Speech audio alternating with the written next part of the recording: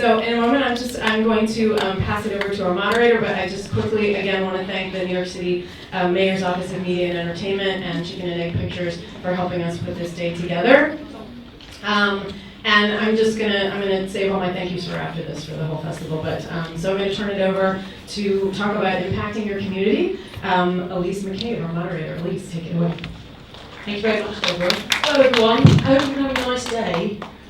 It's in case you haven't been outside, it's very rainy and miserable, so you're actually in the best possible place. Not that you're not in the best possible place anyway, but we're talking about film's impact, and at the end we'll talk a little bit about funding instead. And I'm joined by some illustrious company, some of whom you may recognise. So to my right I have Jason Da Silva, director of When I Walk and the mastermind behind Access Map. So we're going to hear a little bit about his fantastic project this afternoon. To my left I have Joe Brewster, who is one half of the directing team behind American Promise. And to my left I've got Carla Fleisher from grassroots distribution house Film Sprout. So please give everybody a warm welcome.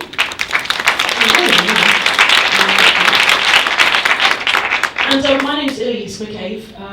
I'm the Deputy Director at BRITDOC. We are a London and now Brooklyn as well based non-profit. We're 10 years old this year and we do an awful lot of different things. We started off principally as a film funder. We're also an outreach funder.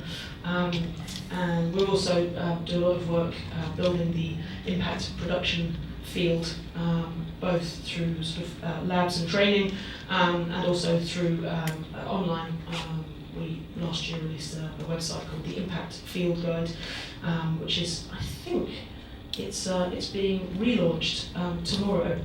So take a look at it tomorrow, not today, and that's impactguide.org. So welcome to you all. First of all, I'm actually going to hand over to Jason, who's better positioned to talk about his project than I am, unsurprisingly. So Jason, I'm just going to hand over to you to talk a little bit about the film and the impact campaign that you run alongside it.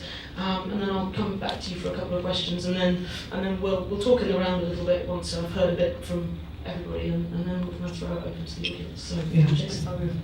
So my film is called When I Walk, and I started it 7 years ago, so that's a long documentary film, takes some time. And actually, Joe's film was even longer. It took longer than me. So the film looks at my life with multiple sclerosis. I was diagnosed in 2005, and I just kept on filming. So going from walking to using a cane, a walker, a wheelchair, then that's kind of the backdrop of the film, and it's everything else in between. So in between creating Access Map, which we'll talk about later, and getting married, having a kid as well, and just living life to the fullest with the disability. The film has done really well. It was in Sundance. It was the opening film for PBS POV last year. This year, it won an Emmy Award, which is very exciting. One of the most exciting to me is I can cross this off my list. I just got back last night, from giving a talk at the White House. Wow!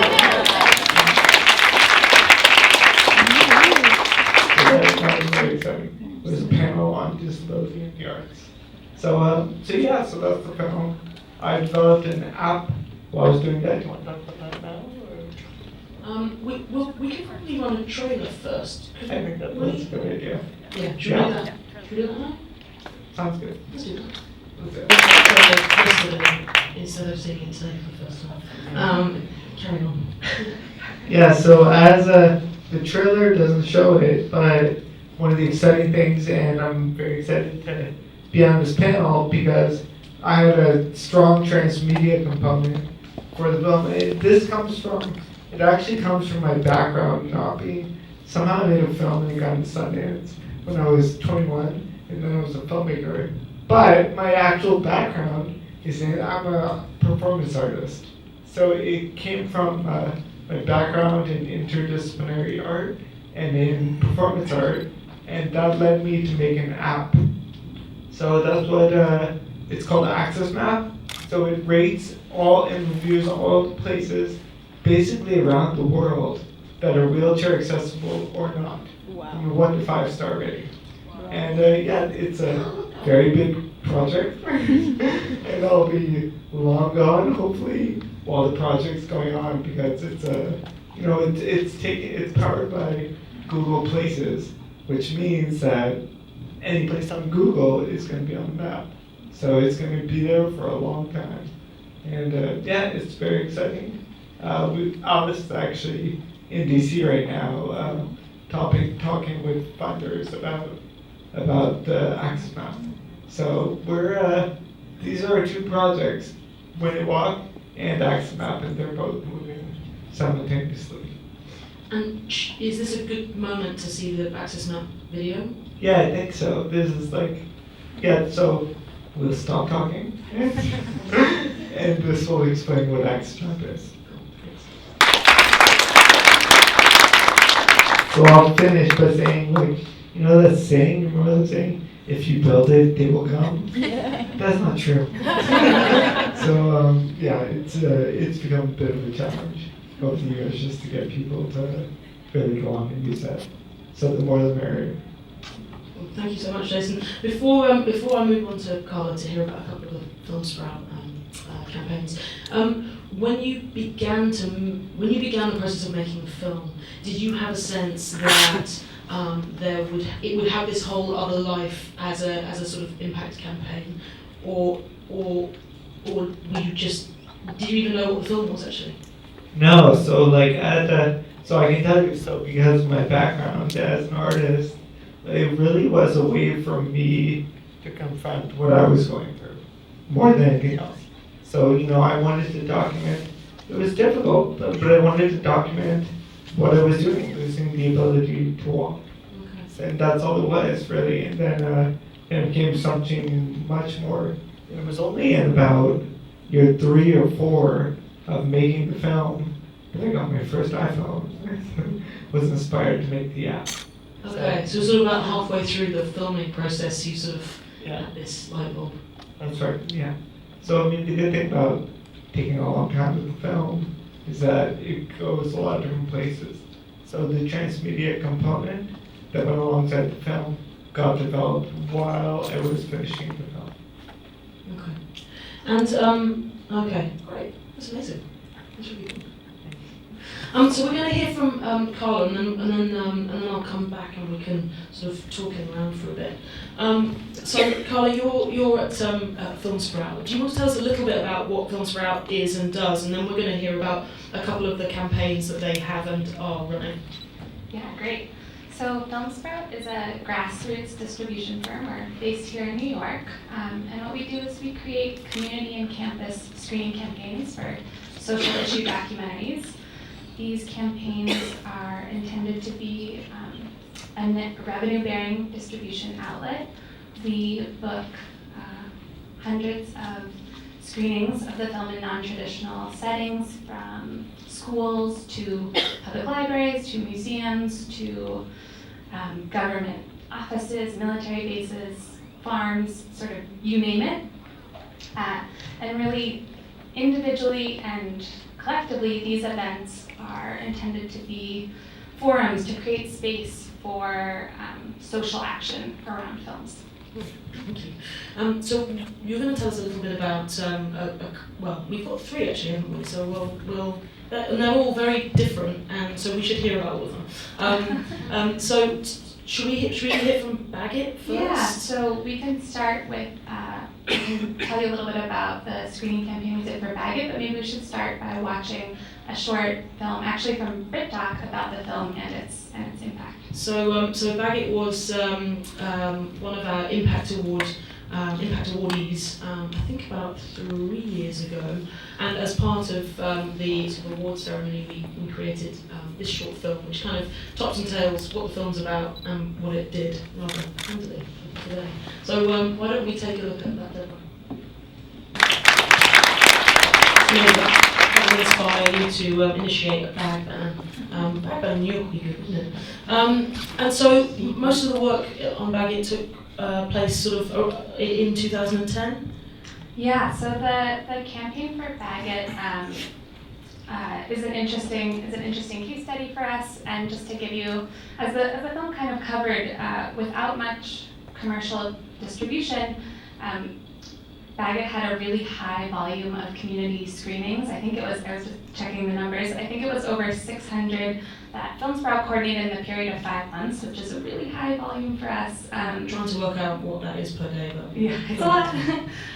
So that was really exciting, and made Bag It a really strong campaign. And I think an interesting lesson, sort of impact lesson or takeaway from Bag It that we learned, as you saw in that clip, the screening campaign promoted bag bans in towns and cities across the country, and that idea is something that was what came to the filmmakers when they started screening the film in festivals. Initial audiences responded to the film by really kind of being moved and inspired by this idea of bag bans. By starting bag bans, it seemed like it was something that a normal person could do, but it would have a big impact in their community.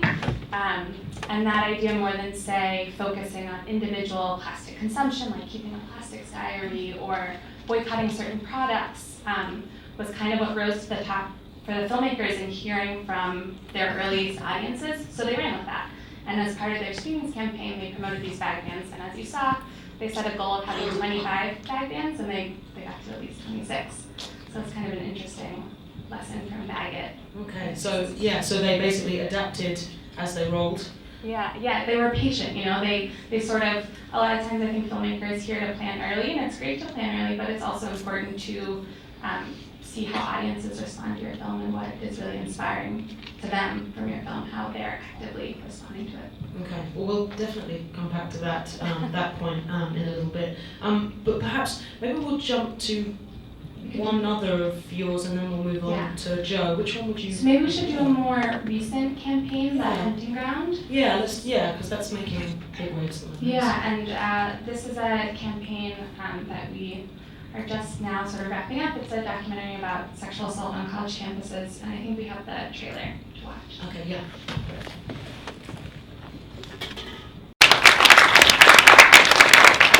And so with The Hunting Ground, I saw it at the beginning of the year at Sundance, and it was quite a hard watch. With The Hunting Ground, what was or is the filmmaker's sort of principal goal? What is it that they're trying to impact, that they're trying to have? Yeah, so with The Hunting Ground, their community and campus screening campaign was really intended to be a distribution channel. In addition to, the film was released theatrically in several dozen markets across the country. But the filmmakers really wanted to make sure the film reached campuses, college campuses, as you can imagine. And so our screening campaign was really meant to bring the film to those venues. And so, we had, like Bag It, we had a pretty high volume screening campaign. We had over 700 campus and community screenings in the period of 7 months. But the big takeaway, I think, is that over 500 of those were on college campuses. And even sort of beyond that, we just actually recently crunched the numbers, and over a quarter of the people who hosted those screenings were students who really organized, spearhead, led those screening events, bringing the film to campuses, leading the discussion afterwards, talking about the issues on their campus. And I think that shows how screening campaigns can be a really unique way to have your film empower the people at the very heart of your story to be active in their communities, to be active audience members.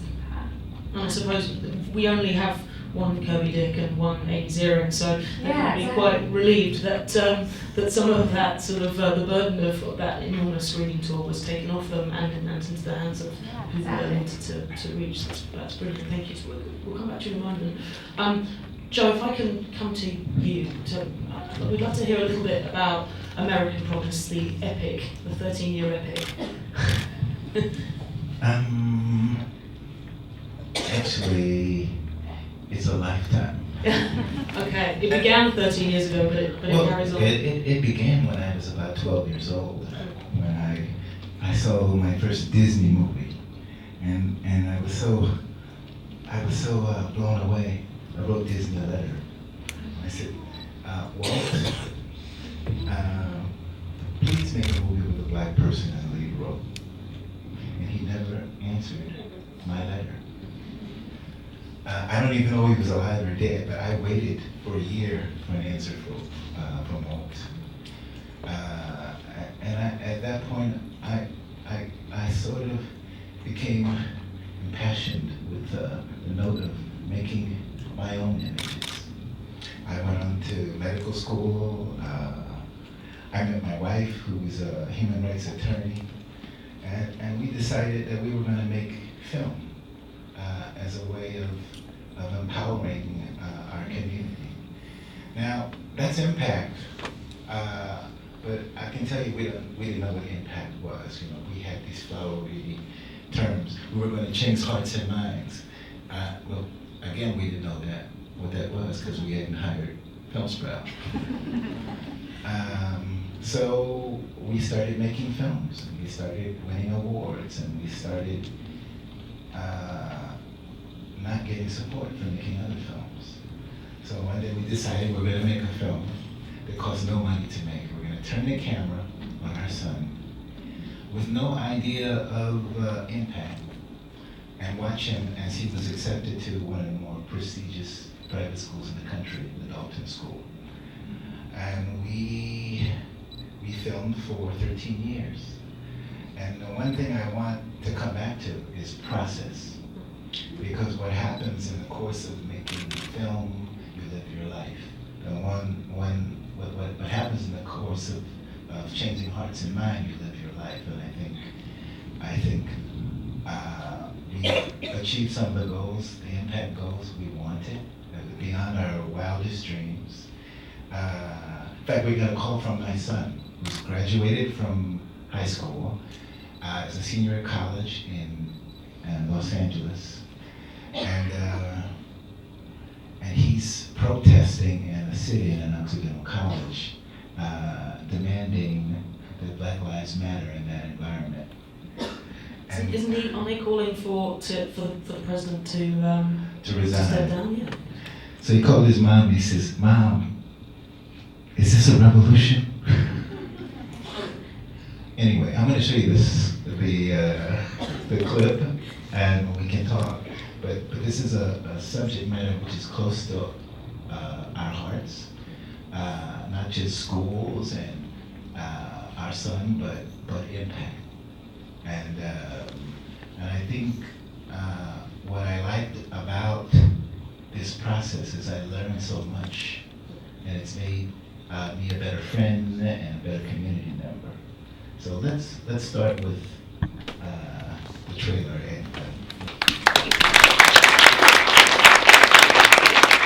That's good. That was a very good job. Maybe even a better job than Anna. So, Joe, I guess I'm interested. Obviously, the filmmaking process was very long, and you had a sense early on that you wanted to do something with this film, and that developed into wanting to change hearts and minds. At what point in this sort of 12, 13-year journey that is ongoing did you kind of start to nut down on your strategy for doing that? So it's very difficult raising money doing a film about black males before Black Lives Mattered. And we got this call one day about 5 or 6 years into the process. Anybody know Wendy Levy? She's an engagement outreach strategist. She's impacted my life, your life, probably yours too. And she said, we didn't know who she was. She says, you know what? This is an amazing opportunity. You need to think about outreach. And we said, we're thinking about outreach. We're gonna show it in cinemas. We're gonna show it. She says, oh, that's not outreach. I'll be in New York. She saw it in a panel. If you don't know it, when you ask for funding, hundreds of people see your film. Some of those films, people call you. And she said, we're gonna have coffee, and I'm gonna tell you what you can do with this film. And she began to talk about, she's very expansive, right? Oh, I know this is. And we are too. So almost everything she told us, we decided we were gonna go out and do. But the one thing she left us with is that outreach is community. It's community building, right? They're not doing, that people don't want to do you a favor by watching your film. Or they don't want to pay the $25 or $15. They want something out of the film. And so we began to create things that they wanted. And we did that in collaboration with those stakeholders, parents, teachers, parents, I don't want to be like George Bush, parents, teachers, and the students themselves. And what we were able to do is create tools interactively that they loved to the point where we had 1,600 screenings in a year. And many of them paid. Many of them screening twice. That's the number we were able to keep track of. The reality, the impact even went further than that, because we realized at one point they wanted something else. They didn't even want the screening. They wanted to be seen and understood and have some way of dealing with their crisis. And so we began to have screenings without the screening. We would show 5 minutes of the film. Well, we started off, I'm taking too long, but we started off showing, we made a 80-minute, this film is 2 hours and 15 minutes long.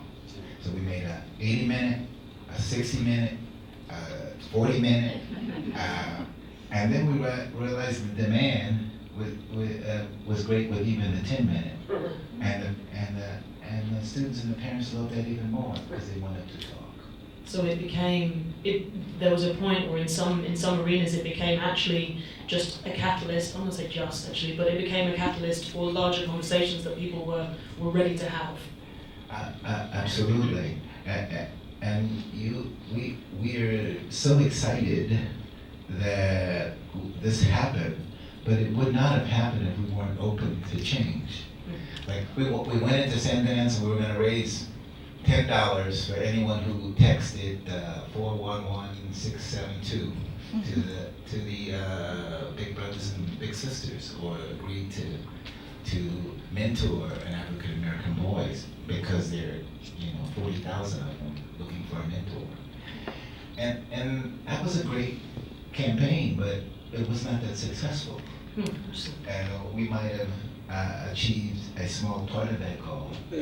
But during the process of doing that, we realized that people were talking to us and that we needed to understand what their needs were.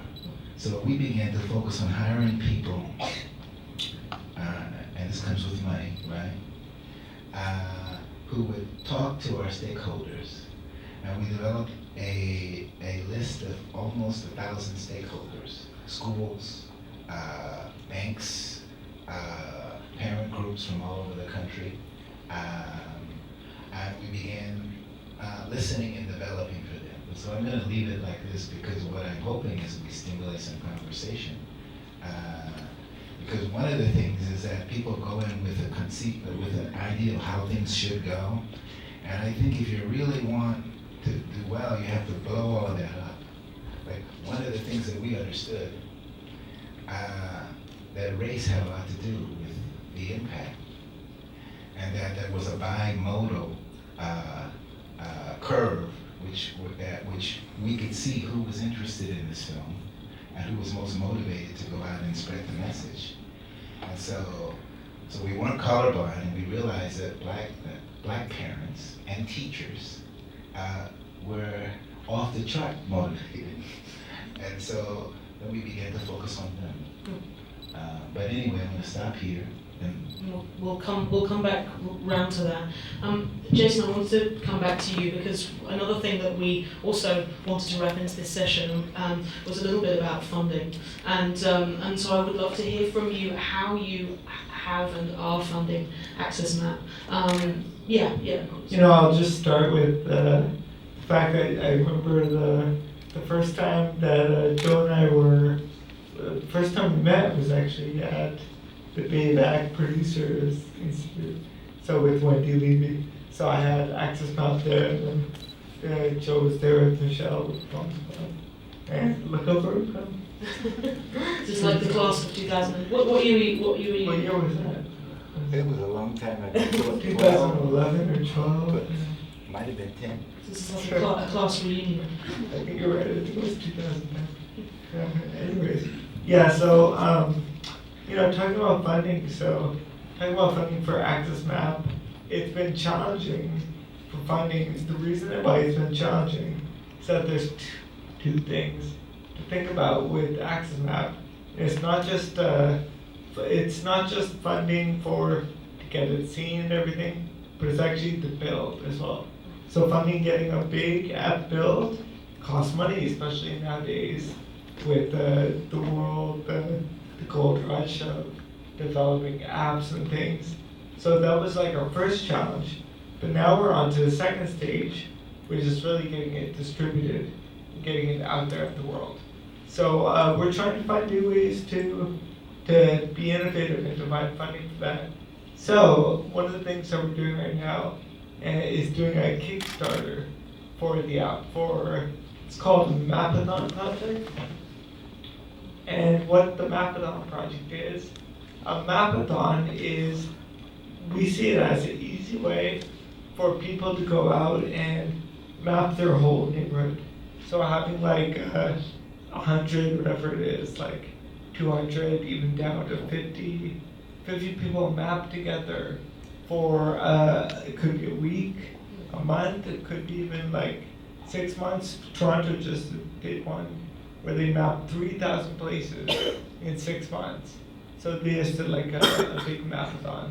So that's the next step, is getting the word out there and mapping with different cities, mapping with different colleges. So the Kickstarter that I've created, that's going on right now, it's called the Access Map Mapathon Project. That's amazing. So it's almost this sort of community building on several levels. There's the Kickstarter community. Creating Access Map is a form of community building, but also the process of creating Access Map is also done as groups. That's right, and I think that's so it's great running a Kickstarter campaign. It's going to be driving crazy to meet our goal in like 2 weeks. But the big thing I think that a Kickstarter is really used for is building outreach. So getting word out about what you're doing, building community as well. That's a really big part about crowdfunding, is really you're getting the word out, you're publicizing what you're doing, but you're creating community that works together behind the project that you're producing. And prior to this Kickstarter, where else had funding come from, and to what extent did sort of where your funding came from affect how you sort of instituted the project? Things that you did extra because you had more money, or things you had to slash because you had less, or often it's things you have to do less because money gets slashed. But some of our initial funding was from Google charitable giving, from the Fledgling Fund as well. So that I think that those were our two first funding sources. But afterwards, so I'm dual citizen, US Canada, and we got a big grant from the Canada Media Fund, which saw it as it's government funding. So they saw it as something that would help people around the world, but would also help Canadians moving forward. So that's been our bread and butter for the past 3 years of funding for XMAP. Okay. And have you received funding from any sort of unexpected surprise sources? Trying to think. I think that we've been pretty good about going to foundations and going to, well, in the case of Canada Media Fund, government funding as well. Yeah. Okay. Thank you. This is probably the most surprising thing I've done is the Kickstarter, I think. Obviously, built into this session is an encouragement for you all to give to Jason's Kickstarter campaign. Yeah, check out, if you do get a chance to go on there, there's a lot of the art that I produced when I was younger, when I was 18, 19, 20.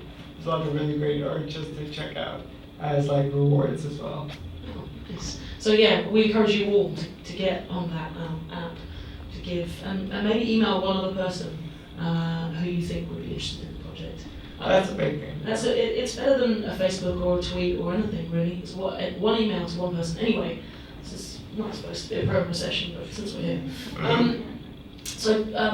Joe, just thinking a little bit about sort of funding for American Promise and for the Promise Clubs and all the work that you're doing around it. Who have been your funders? And again, how has funding sort of changed or structured the direction that the work that you've done has taken?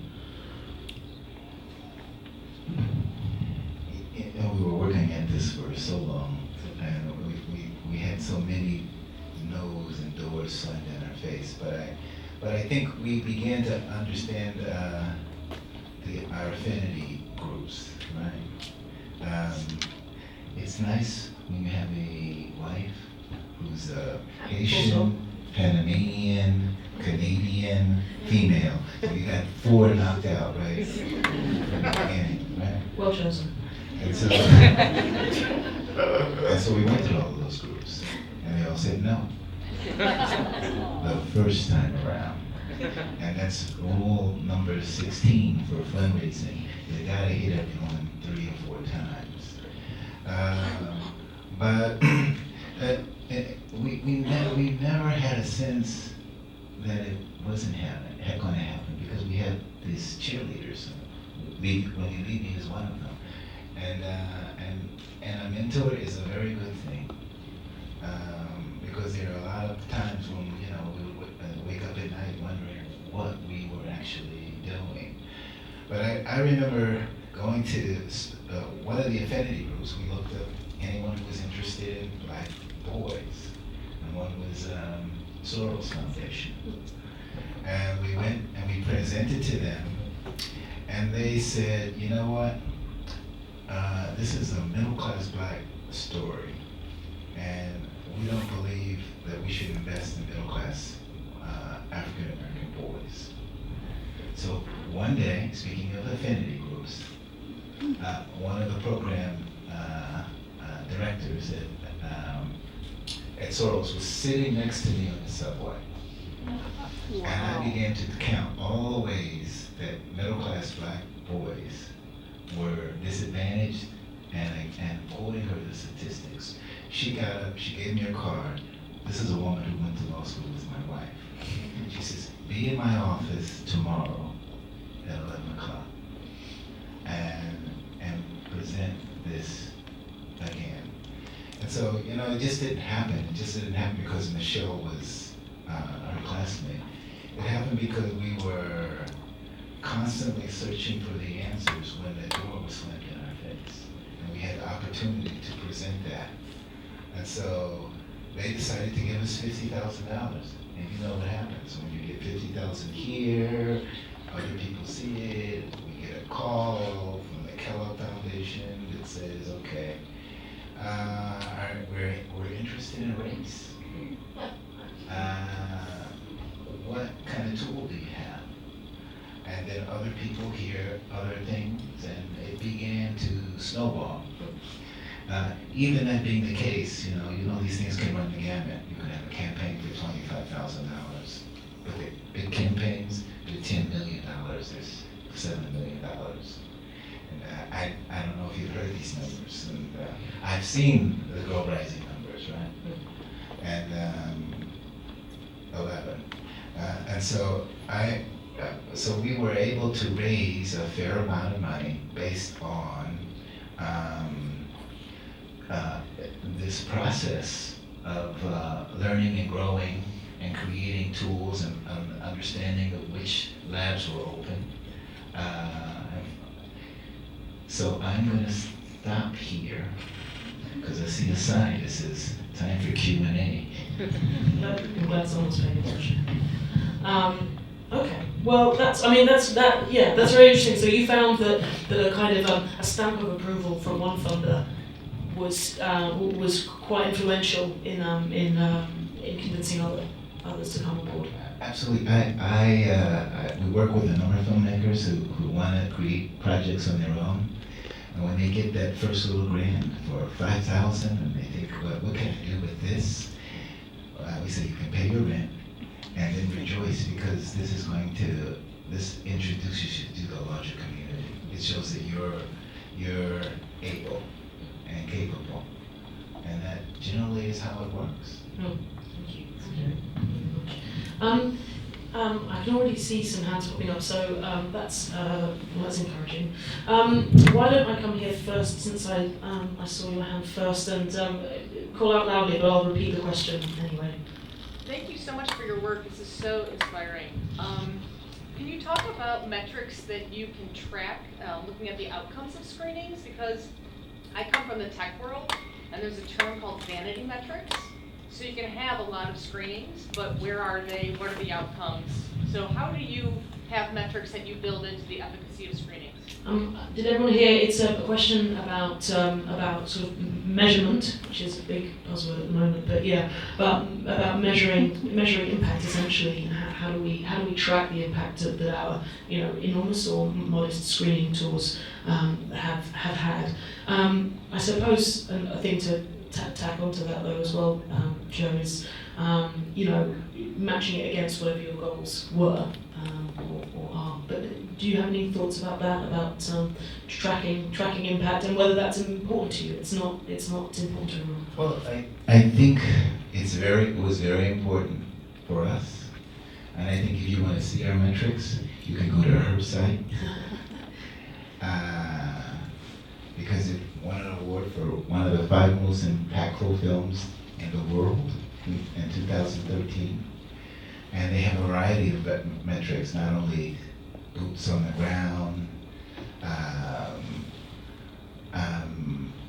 tweets, but it also, we actually, every screening we gave a questionnaire, and we asked people, and we encouraged them to respond to us. And so we actually had enough staff that sometimes we were running 6, 7 interns. We dialogued with those people. We had of course, the 6 months had 10,000 people on our newsletter, and so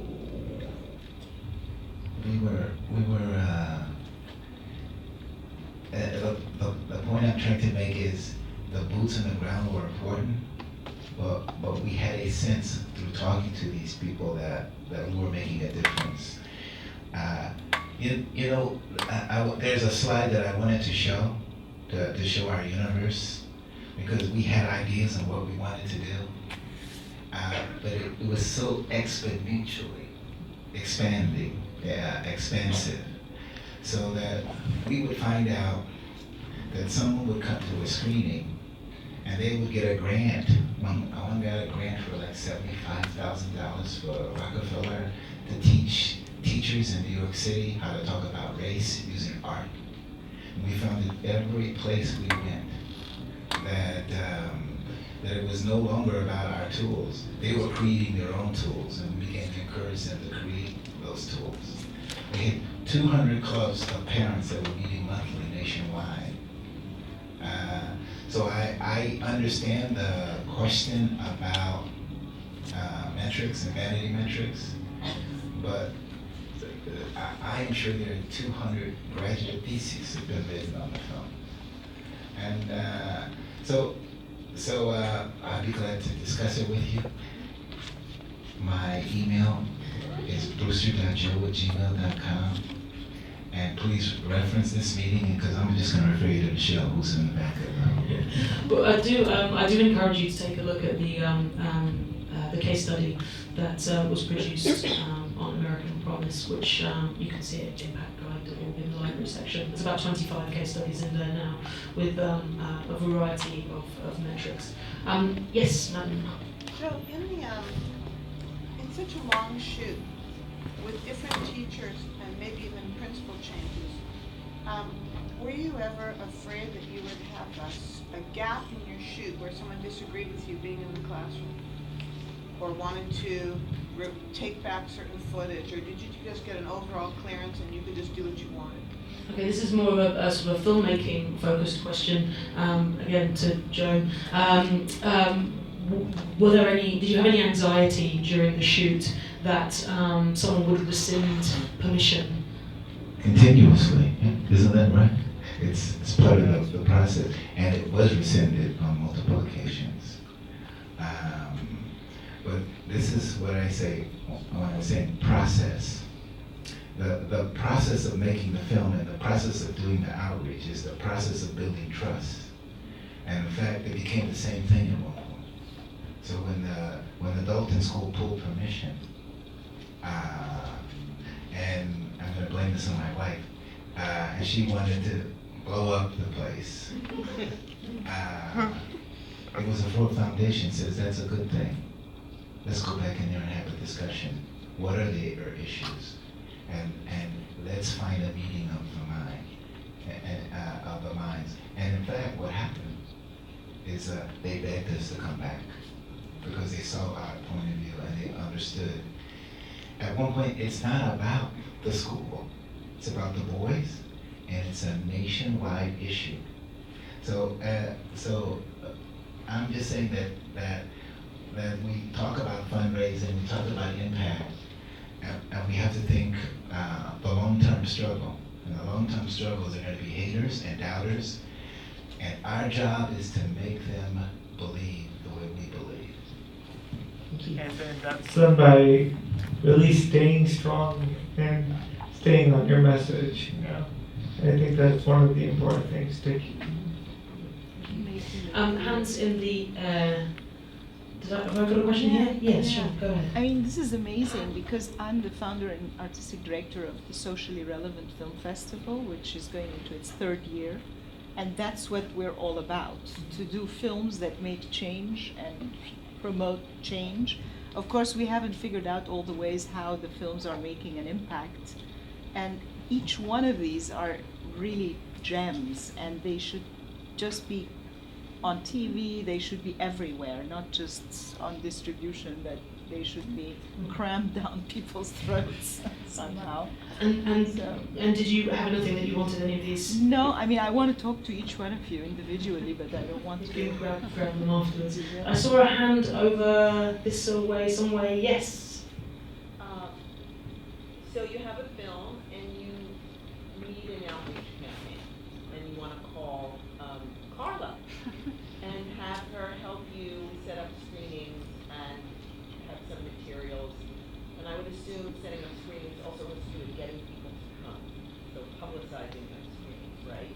So maybe, I think it might be helpful to have an idea of how much money one has to raise in order to hire you to help with the film. So this is a question about how much does it cost to get FilmSprout to run your screening campaign? Answer that as you see fit. Well, I guess we can talk a little bit about our work. So we work on a small number of films each year, usually about 5, doing full-scale screening campaigns. And we also consult on a much broader range of films. We're a small team, so we can only do so many. But we consult on more like 50 films a year, and consultation ranges from strategy to more long-term consultation, kind of helping folks see projects through or sharing best practices, doing kind of nuts and bolts tactical stuff. But to the question of cost, I will say, I think as Joe mentioned, there's a real range depending on your goals and your ambitions for your screening campaign, and it can really range from something that's a smaller campaign, more modest, say maybe a goal of 50 screenings, to something that's much larger, more ambitious, internationally focused, and aiming for more like 1,000 screenings and over a year. So there's such a range that it's really hard to say.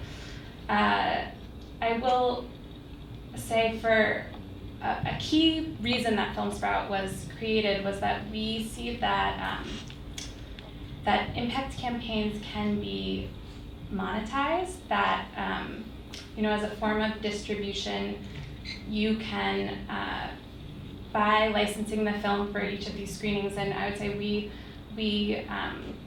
collect licensing fees for about 90% of the screenings we coordinate. Campaigns can be sustainable, or maybe more than self-sustaining, depending on the campaign. And so, in addition to sort of expecting a social impact, you can also try to have a financial return on your investment, which is a really important goal for us. So I think you would probably have to scope out to Carla. Yeah, the size of the campaign you're Yeah. going for, That- maybe she can give you a Yeah, reason. but Yeah.